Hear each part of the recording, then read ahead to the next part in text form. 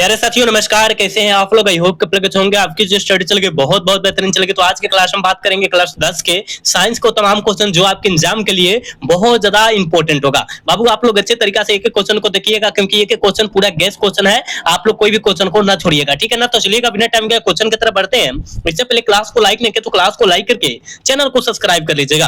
और 1 number question आपके screen पर आ चुका है। देखो, कहा जा रहा है विद्युत धारा उत्पन्न करने की युक्ति को हम लोग क्या कहते हैं। कोई भी धारा हो उत्पन्न करने की युक्ति को हम लोग क्या कहेंगे। जल्दी से इसका आंसर आप लोग कमेंट बॉक्स में लगाइए, ठीक है।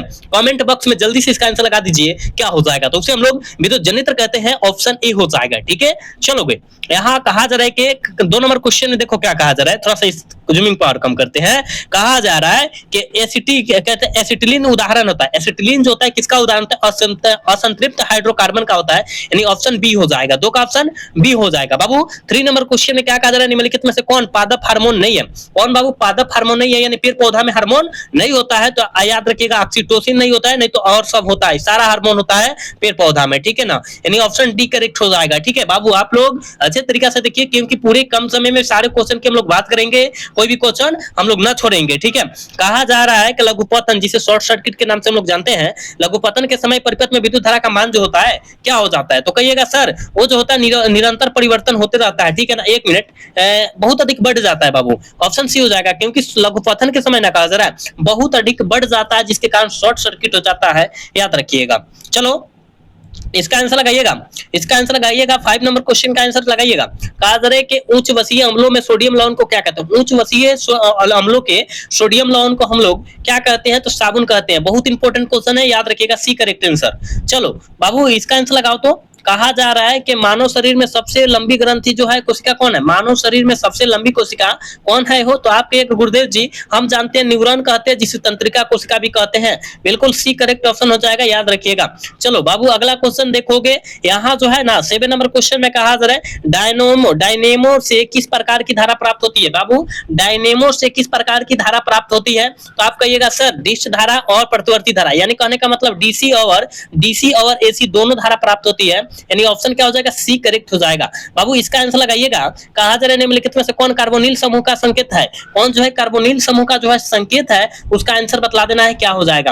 आप कहिएगा गुरुदेव जी हम जानते हैं, याद रखिएगा सीओ होता है, यानी ऑप्शन करेक्ट सी हो जाएगा। समझ रहे हो ना, सारे क्वेश्चन को समझना। कहा जा रहा है कि टेस्टोस्टेरोन स्रावित होता है। बाबू टेस्टोस्टेरोन हार्मोन जो होता है कहां से स्रावित होता है, ये किसमें स्रावित होता है, तो बाबू एक प्रकार का यह नर हार्मोन है। तो नर हार्मोन कहां से स्रावित होगा, वृषण से स्रावित होगा, यानी ऑप्शन ए हो जाएगा। बिल्कुल आप सब याद रखते चलिएगा, लाइक करते चलिएगा, क्लास को लाइक सब्सक्राइब चैनल को करते चलिएगा सारे बच्चे। देखोगे कहा जा रहा है कि विद्युत बल्ब के भीतर कौन सी गैस भरी जाती है। बाबू विद्युत बल्ब के भीतर कौन सी गैस भरी जाती है, तो आप कहेगा निष्क्रिय गैस भरी जाती है। बिल्कुल ऑप्शन सी हो जाएगा। आप लोग टिक लगाते चलिए आंसर को, ठीक है। चलो कहा जा रहा है एल्केन का सूत्र क्या होता है। बाबू एल्केन का सूत्र क्या होता है, जल्दी से इसका आंसर लगाओगे। कहिएगा सर CnH2n+2 होता है एल्केन का सूत्र, ठीक है। ऑप्शन बी हो जाएगा। एल्कीन का होता है, एल्काइन का होता है, ठीक है। आप सब याद रखते चलिएगा। चलो यहाँ देखो कहा जा रहा है कि मानव मस्तिष्क का औसत भार कितना होता है। हम लोग मानव है, हम लोग का कम से कम कितना केजी का मूड़ी होता है, ये आपको बतलाना है। तो बाबू हम लोग जानते हैं 1 पॉइंट लगभग 4 केजी तक हम लोग का मुंडी होता है, यानी ऑप्शन सी करेक्ट होगा, ठीक है। चलोगे पृथ्वी का विभव कहा जा रहा होता है, यहाँ पृथ्वी का विभव जो होता है क्या होता है, कहेगा गुरुदेव जी हम जानते हैं 0 होता है। बिल्कुल ऑप्शन सी हो जाएगा। पूरा गैस क्वेश्चन है, आपके एग्जाम में आने वाला क्वेश्चन है। देखो कहा जा रहा है कार्बन में कितने रवादार अवरूप होते हैं। कार्बन में कितने रवादार अवरूप होता है, ये क्रिस्टलाइन कहते हैं, यानी क्रिस्टल कहते हैं रवादार का मतलब, ठीक है। तो क्या हो जाएगा 14 का आंसर। आपके गुरुदेव जी हम जानते हैं 3 को होता है। कितना 3 को होता है, याद रखिएगा। चलो इसका आंसर लगाओ। तो पतियों द्वारा कायिक प्रबंधन का उदाहरण है, पतियों द्वारा कायिक प्रबंधन का उदाहरण जो है कौन है, ये भी तो हमने बतलाया था ना, याद रखिएगा। क्या होगा, बायोफाइलम हो जाएगा। बिल्कुल ऑप्शन डी हो जाएगा। बाबू इसका आंसर लगाओ। तो कहा जा रहा है कि विद्युत फ्यूज में तार का मिश्रण होता है। विद्युत फ्यूज में कौन सा तार लगाया जाता है, किस किस तार का हम लोग मिश्रण करते हैं, तो टिन प्लस शीशा, ठीक है। ऑप्शन करेक्ट हो जाएगा, याद रखिएगा, ठीक है ना। चलो बबुआ इसका आंसर लगाओ। तो कहा जा रहा है कि मेडलिफ की आवर्त सारणी की एक कमी क्या रह गई थी, कमी मतलब दोष, ठीक है, क्या रह गई थी, तो आप कहेगा सर हाइड्रोजन को उचित स्थान नहीं देना, यही कमी रह गई, ऑप्शन सी होगा। चलो इसका आंसर लगाओ। कहा जा रहा है ना, देखो क्या कहा जा रहा है, कहा जा रहा है कि मानव मादा में जनन तंत्र का भाग नहीं है।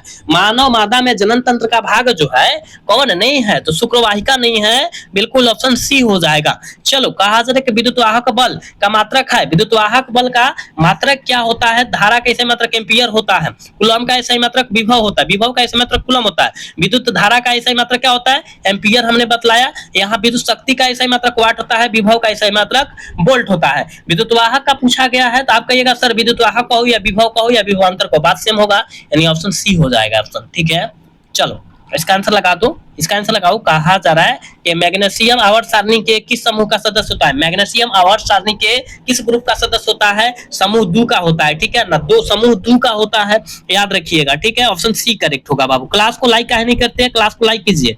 चलो, कहा जाने मुकुलन द्वारा प्रजनन किसमें होता है? बाबू ईस्ट में होता है। क्या ईस्ट में होता है? बिल्कुल ऑप्शन बी करेक्ट हो जाएगा। आपको याद रखना है, बहुत इंपॉर्टेंट सारा क्वेश्चन है। देखो, कहा जा रहा है कि चुंबकीय क्षेत्र का एसआई मात्रक क्या होता है? चुंबकीय क्षेत्र का एसआई मात्रक क्या होता है? जल्दी बतलाओ। तो कहिएगा सर टेस्ला होता है। क्या होता है? टेस्ला। ऑप्शन डी हो जाएगा। 22 का ऑप्शन डी हो जाएगा, याद रखिएगा। चलो, यहाँ पर जो है 23 नंबर क्वेश्चन में क्या कर रहा है? आधुनिक आवर्त सारणी में बाईं से दाईं ओर जाने पर परमाणुओं की आकार जो होता है कैसा होता है? तो कहिएगा घटता है, बिल्कुल ऑप्शन बी हो जाएगा।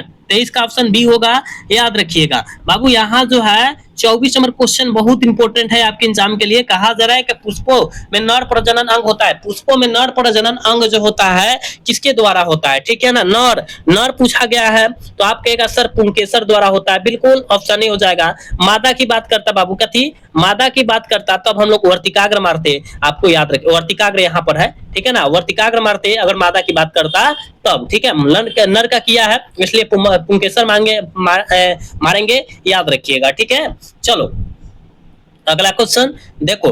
डायनेमो किस सिद्धांत पर, देखो डायनेमो जो होता है किस सिद्धांत पर कार्य करता है? डायनेमो जो है किस सिद्धांत पर कार्य करता है? तो विद्युत चुंबकीय प्रेरण के सिद्धांत पर, बिल्कुल ऑप्शन ए करेक्ट होगा बबुआ। चलो, कहा जा रहा है कि किसी कोष में इलेक्ट्रॉनों की अधिकतम की संख्या होती है किसी कोष में, तो आप कहेगा सर 2n²। ठीक है, यानी ऑप्शन क्या होगा? सी करेक्ट हो जाएगा। चलो बाबू, इसका आंसर लगाओ। तो कहा जा रहा है ना, देखो क्या कहा जा रहा है, कहा जा रहा है कि द्विखंडन होता है। द्विखंडन किसमें होता है? हमने बतलाया था अमीबा, पैरामीशियम, ये सारे चीज में होता है। लिस्मेनिया में भी होता है, यानी ऑल ऑफ दीज हो जाएगा। ठीक है ना, ऑल ऑफ दीज हो जाएगा। 27 का ऑप्शन डी ऑप्शन। ठीक है, डी फॉर डॉग। चलो, कहा जा रहा है कि डायनेमो के द्वारा बदला जा सकता है। डायनेमो के द्वारा क्या बदला जा सकता है बाबू? ये डायनेमो के द्वारा यांत्रिक ऊर्जा को विद्युत ऊर्जा में, यानी ऑप्शन ए हो जाएगा। समझ रहे हो? चलो, आवर्त सारणी के कहा जा रहा है कि उदग्र स्तंभों में क्या कहा जाता है?